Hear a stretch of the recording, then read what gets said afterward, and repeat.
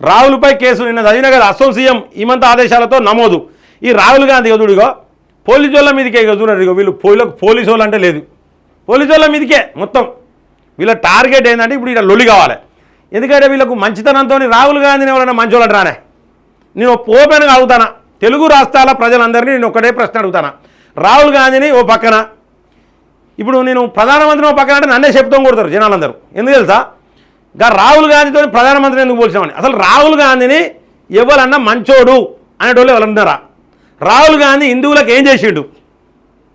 అసలు రాహుల్ గాంధీ ఎక్కడైనా లేరా? ఇక కాంగ్రెస్లో మనోళ్ళు లేరా? ఎక్కడైనా ఈయన అత్తడు రామ మందిరానికి బైక్ రాదంటాడు, తబ్లిగీ జమాత్కి పైసలు ఇవ్వమంటాడు కోట్లు. ఎక్కడ పోయింది హిందువుల మీద ప్రేమేది? రామ మందిరం అక్కడ ఏర్పాటు చేయొద్దు, బాబ్రీ మసీదు ఏర్పాటు చేయాలని కొట్లాడింది ఎవరు? ఈ యొక్క రాహుల్ గాంధీ కదా, ఈయన కుటుంబం కదా, ఈయన కుటుంబం మొత్తం కొట్లాడింది, ఈ కాంగ్రెస్ కొట్లాడింది. అందుకనే కాంగ్రెస్ ఈ దేశం నుంచి వెళ్ళిపోతేనే దరిద్రం పోతుంది ఈ దేశానికి. దయచేసి ప్రజలందరూ ఇది గుర్తుంచుకోండి. మన దేశానికి ఏమన్నా కొంత దరిద్రం ఉన్నదంటే ఈ కాంగ్రెసే ఆ పెద్ద దరిద్రం, ఇది పోవాలి ఫస్ట్. ఈ కాంగ్రెస్ను నేను ఒక్కటే సూటి ప్రశ్న, తెలంగాణ ప్రజలందరినీ కూడా నేను సూటి ప్రశ్న అడుగుతాను. రేపు పొద్దుగాల డబల్ డిజిట్కే కాంగ్రెస్ పరిమితమైంది అనుకోండి, రేపు పొద్దున లోక్సభ ఎన్నికలలో పార్లమెంట్ ఎన్నికలలో డబల్ డిజిట్కే కాంగ్రెస్ పరిమితమైతే ఈడ కాంగ్రెస్ పార్టీ ఉంటుందా అని నేను ప్రశ్నిస్తున్నా. కాంగ్రెస్ పార్టీ ఉంటుందా? రాహుల్ గాంధీకి ఇంక ఓపుకున్నదా? ఇంకా 5 సంవత్సరాలు ఫైట్ చేసే ఓపుకున్నదా? అక్కడ ఆర్గనైజేషన్ గట్టిగా ఉన్నదా? మీకు ప్రధానమంత్రి అభ్యర్థి లేడు. యారికి ఎక్కంచెలు ముందు పోతుంది మీ ఇండియా కూటమి ప్రధానమంత్రి అభ్యర్థి ఎవరు? ఖర్గే గారిని పెట్టిళ్ళు మీరు ఇండియా కూటమికి.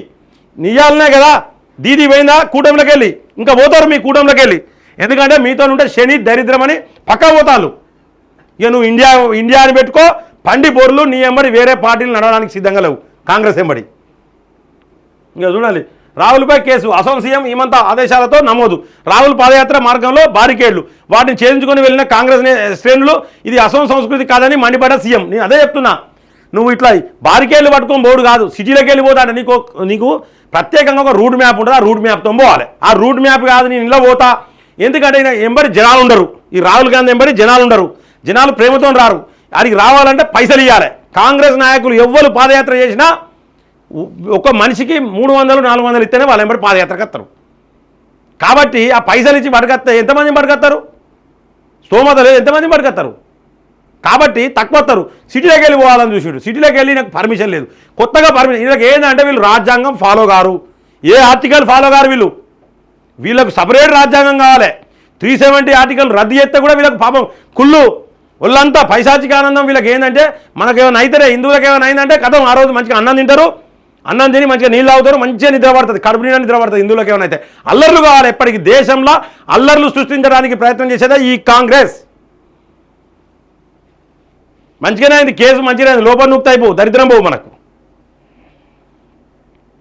దయచేసి మీరు తప్పుగా పట్టుకోవద్దు. కాంగ్రెస్ నాయకులు అందరినీ నేను తప్పనట్లేదు. రామాలయానికి బైకాట్ చేయడానికి వీళ్ళెవరండి? వీళ్ళకు రాముని మీద వీళ్ళకు లేదు కావచ్చు ప్రేమ. ఎవరు? మీ కాంగ్రెస్ వాళ్ళు చూపించాలా నేను?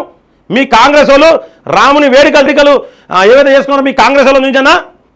మెడలు చెవులు విండి తీసుకుపోయారు ఆడవాళ్ళు. ఎవడో ముక్కు ముఖం తెలియనోడు ఎవడు పడితే వాడు వాగుతాడు. రాముడు దేవుడే, మనం ఖచ్చితంగా ఈ యొక్క వేడుకలు చేసుకోవాలి, ఇది అతి ముఖ్యమైన రోజు, పూజలు చేసుకోవాలని పూజలు చేసుకున్నారు. స్క్రీన్లలో చూసిర్రు, స్టేటస్లలో పెట్టుకున్నారు, నేను చూసినా. మీరు ఫస్ట్ మీ నాయకులే మీరు రాముడు దేవుడు కాదు, రామునికి ఇవన్నీ పనులు చేయొద్దని చెప్పి మీ కాంగ్రెస్లో మీరు అనాలి. మిమ్మల్ని తోలు మెత్తారు ఫస్ట్.